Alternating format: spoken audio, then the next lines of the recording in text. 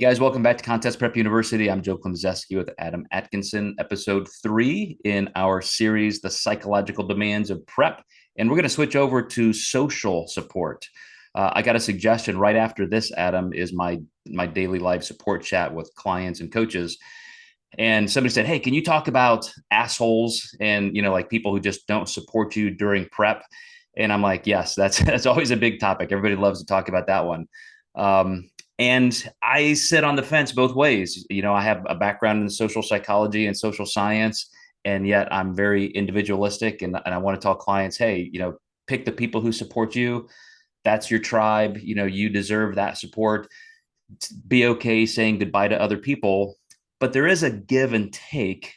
And you have to understand other people may not have the emotional or social maturity that you do. And maybe you'd need to be the grown up and just explain things, let them come along more slowly and ask. Just say, hey, look, I really need your support in this. Like, it's really important to me. It could be a spouse, could be another family member, but it's like, it's 4 months, 5 months of my life. It's super important. I've got this big goal. Can you help me with this? And a lot of times people are like, yeah, wow, like I'm glad you asked. And instead of that animosity socially in a relationship, all of a sudden you've literally won a great ally. hmm Yeah, and then that comes down to describing how do you want to be supported and what does that mean? And that doesn't necessarily mean that your spouse has to diet with you. And I think a lot of people sometimes expect that.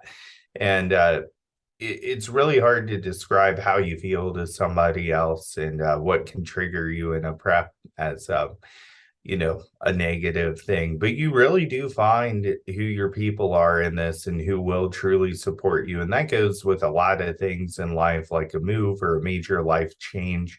And that just kind of goes to show you that prep really is a major life change. And I do want to touch on this. I see some people who throw their friends away because they go out and they start almost saying, well, I don't want to do that. And well, you may not want to do that now, but maybe in the future you do.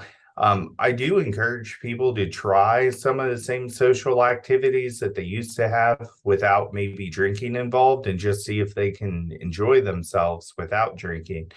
And what you may find is that your connection point with those people was drinking.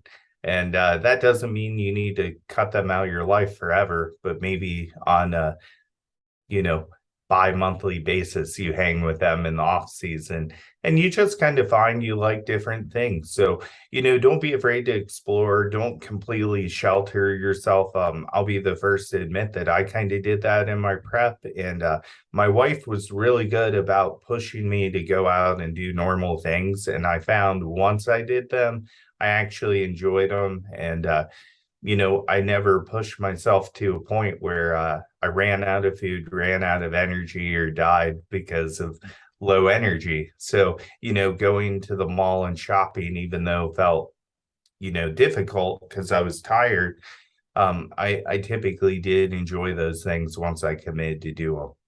I couldn't agree more. And I tell clients the same thing all the time. The more you isolate yourself and seclude away from the normal social things you would have done, you're just going to resent the sport. You're going to eventually hit a wall where you burn out and say this is not worth it.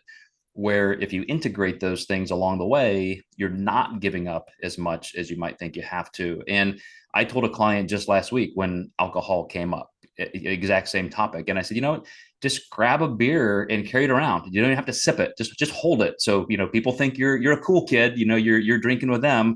You've got it as a shield, but, just still go have fun. And Mhm. it does make me think. I do this thing in a lot of social situations where I just say, change the noun. If it wasn't prep, but you just couldn't go out because, or you didn't want to because you had diabetes, or maybe you couldn't go out because you have a family emergency, like, are people going to hate you because of those things? Be the person who diffuses it from a contest prep or physique sport or even a performance sport aspect, because I know some people think that that's just kind of selfish. You're self-absorbed. It's all about you. You can only eat a certain way. Again, change the noun. If somebody else in your social circle had any kind of an issue, would you feel the same? Would they feel the same? And I think the answer is often no. We give people that leeway and space. Yeah, that's a really good point. I've never heard that, and that's really good advice. Okay, awesome, man. Well, I appreciate your input here. Guys, we're going to talk about body dysmorphia. We can't skip that one in a topic on psychological demand. So we'll see you next time in episode 4 in Contest Prep University.